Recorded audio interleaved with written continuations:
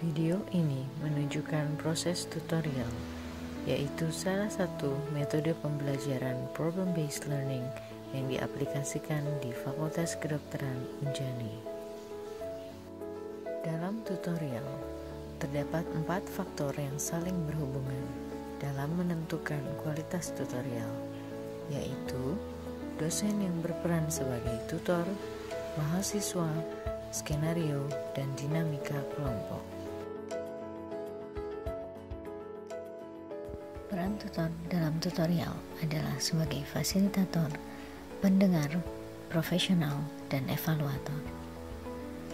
Peran ketua adalah memimpin jalannya tutorial, mengajak seluruh anggota untuk berpartisipasi aktif, mempertahankan dinamika kelompok yang positif, menjaga diskusi agar tidak keluar dari topik yang disepakati, menjaga efektivitas waktu dalam setiap langkah 7 jam, dan mengarahkan diskusi untuk mencapai sebuah kesimpulan. Peran sekretaris adalah mencatat pendapat dan usulan dari anggota kelompok, membantu mengurutkan pendapat para anggota kelompok sebagai partisipan aktif dalam diskusi, dan menggarisbawahi ide dan konsep yang penting. Peran anggota dalam tutorial adalah mengikuti langkah atau urutan proses tutorial, berpartisipasi aktif dalam diskusi, menggali masalah berdasarkan skenario, mendiskusikan masalah untuk mencari jawaban, dan bekerja sama dengan anggota lain dalam menggali informasi dan sumber yang diperlukan.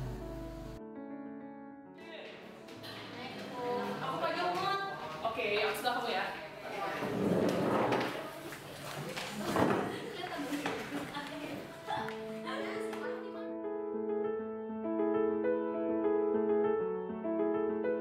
Mengadakan tutorial pertemuan pertama di blok sistem reproduksi. Kasusnya kasus yang pertama. Sudah dipilih sama ketua? Saya dok. Berikan skenario-nya kepada ketua dan silakan untuk dilaksanakan. Terlebih dahulu untuk scriber sama untuk sekretaris logbook. Nah untuk scribernya Mutia. Kemudian untuk yang logbooknya Mbak.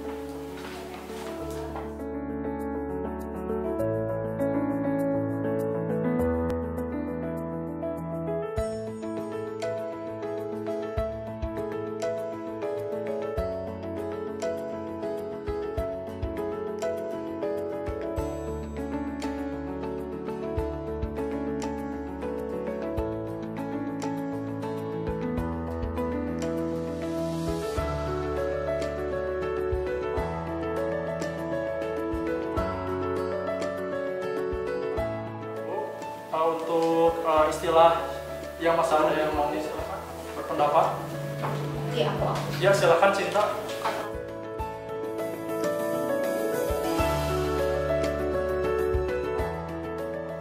Planotes.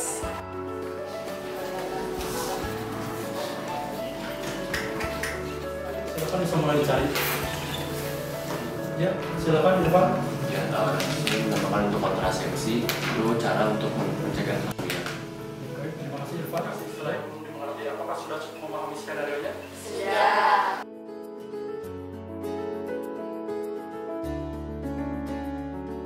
Ya, step 2, silakan apabila ada yang bertanya. Pada pasien ada keluhan mulas bisa terjadi pada pasien yang semakin lama semakin kuat kesembuhan.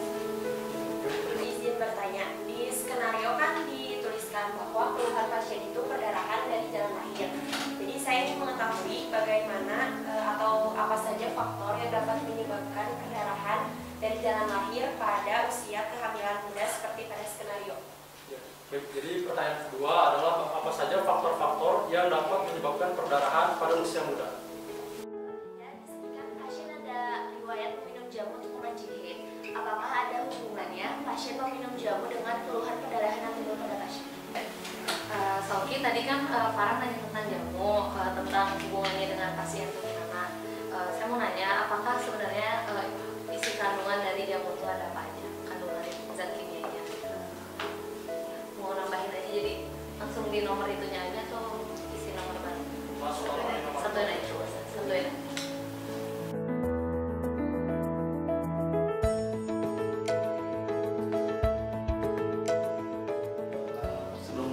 step 3, apakah kalian ingin juga untuk mengklasifikasikan pertanyaan-pertanyaan yang mirip dari step 2? Silakan.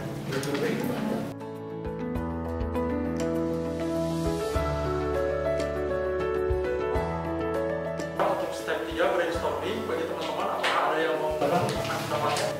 Ya, silakan Maria. Di sini pada pasien kan ada keluhan melas, kemudian ada pendarahan pada kehamilan kira-kira 2 bulan, itu masuk trimester pertama. Jadi kemungkinan dari pendarahan trimester pertama ini bisa karena aborsi, kemudian bisa karena kelahiran biasa, juga bisa karena KMP atau Maria, jadi tadi untuk pendapat dari Maria untuk menjawab pertanyaan kemungkinan diagnosisnya. Jadi menurut Maria, kemungkinan adanya perdarahan pada usia kehamilan muda itu bisa adanya abortus, kemudian mulai hidatiosa, kemudian bisa juga ada KET, ya, kehamilan ekofik. Yang berpendapat lagi. Jadi saya mau menjawab nomor 2 mengenai faktor yang dapat menyebabkan terjadinya perdarahan pada kasus ini. Di antaranya itu bisa karena ada infeksi, lalu ada trauma, bisa juga karena adanya kelainan pada janinnya seperti kelainan kromosom. penularan juga. Di sini kan pasien meminum obat-obatan yang berarti dari faktor lingkungan obat-obatan itu harus benar. Ya, baik, apakah ada tambahan lain? Ya, silakan Cinta. Menambahin juga ada faktor bisa dari ayahnya kayak spermanya.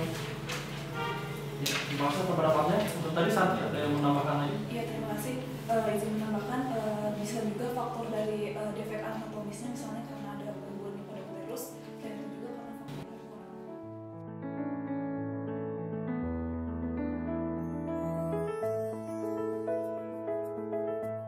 Sekarang kita masuk ke step 4, hipotesis. Jadi dari hasil diskusi kita tadi kan ada yang berpendapat mengenai bahwa kasus ini adalah abortus komplit, dan juga tadi sebagian berpendapat bahwa kasus ini adalah kasus abortus incomplete gitu.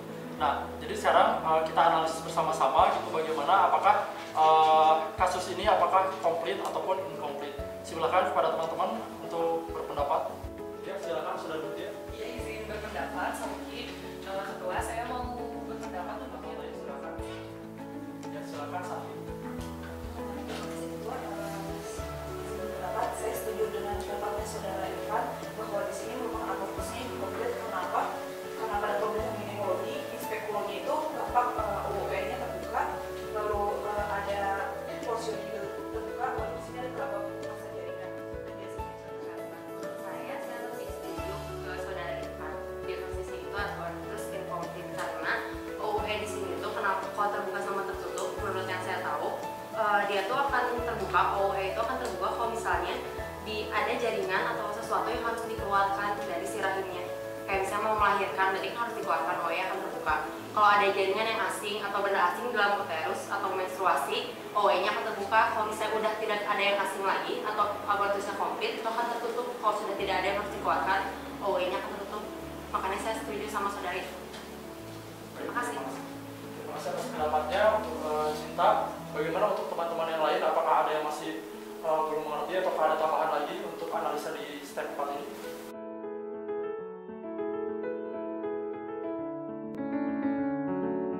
Sekarang teman-teman kita lanjut untuk step 5 untuk learning issue. Nah, dari tadi diskusi sebelumnya, jadi kita sudah mendapatkan beberapa hasil hipotesis, diantaranya untuk diagnosisnya. Nah, untuk tadi kesimpulannya adalah hipotesis yang pertama adalah ini adalah abortus incomplete, kemudian yang kedua adalah abortus complete. Nah, berarti sekarang untuk pertanyaan yang pertama di learning issue adalah, jadi kita harus tahu, jadi sebenarnya bagaimana ciri-ciri klinis, gejala klinis yang dapat membedakan antara abortus incomplete dengan abortus complete. Seperti itu. Apakah setuju? Setuju. Silakan untuk slide bisa ditulis. Kemudian untuk teman-teman yang lain, apakah ada lagi ingin mengajukan pertanyaan di learning issue? Jadi tadi kan kita sudah membahas mengenai mulas, terus kita berdiskusi bahwa penyebab mulas itu bisa karena dua, bisa karena perdarahan di uterusnya atau kontraksi dari uterusnya, tapi kita belum mengetahui secara pasti. Jadi menurut saya di learning issue perlu dimasukkan apa saja yang dapat menyebabkan mulas dan bagaimana mekanisme mulas sebenarnya pada kasus ini. Dan pertanyaan selanjutnya juga, apakah pada semua aborsi itu akan menyebabkan mulas? Terima kasih. Dari step 5 learning issue yang kalian buat, apakah Anda sudah merasa cukup untuk mengembangkan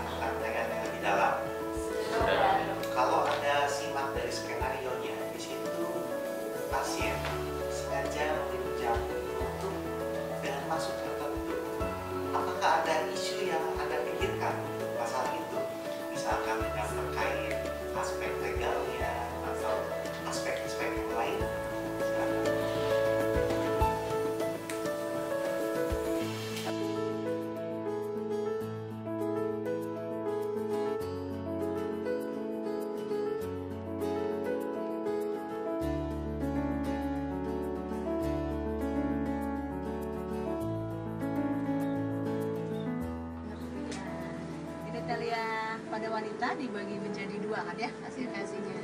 Apa coba Nadina? Nah, ya betul.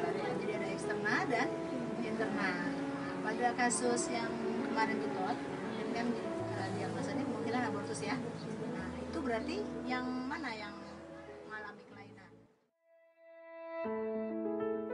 Di pertemuan kedua tutorial ini, baik kita akan melihat presentasi dari teman Anda. Saya akan pilih peserta untuk mempresentasikannya adalah yang absen nomor 3. Terima kasih banyak dokter. Baik, untuk absen nomor 3, saudari Farah dipersilakan untuk mempresentasikan soal learning issue nomor pertama. Ya teman-teman, di sini saya akan membahas mengenai learning issue nomor 1, yaitu mengenai bagaimana terjadinya kontrasi dari aksi perasaan mulas pada sampel pasien. Pertama kan pasien datang dengan keluhan perdarahan yang juga bisa terasa mulas. Dan di sini berarti kemungkinan dia bisa berupa abortus. Nanti ketika si blastokisnya udah menempel di sini, kan lama-kelamaan akan silicorealis yang terdapat di plasenta itu bakal menempel pada peristiwa basalis. Ya, dari Farah, bagaimana teman-teman yang lain? Apakah ada yang mau menambahkan untuk diskusi? Ya, silakan saudara Maria. Di sini tadi pasien meminum jamu. Dari Maria adalah jadi jamu itu kan dibuat dari tanaman-tanaman dan mengandung prostaglandin. Terima kasih. Kemudian teman-teman yang lain, apakah ada lagi? Ya, untuk Santi silakan.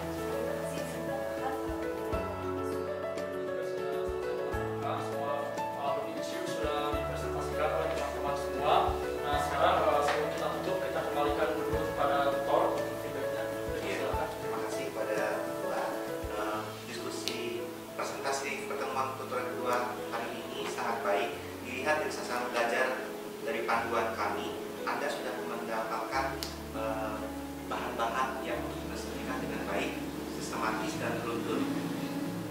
Mudah-mudahan presentasi yang kita dapatkan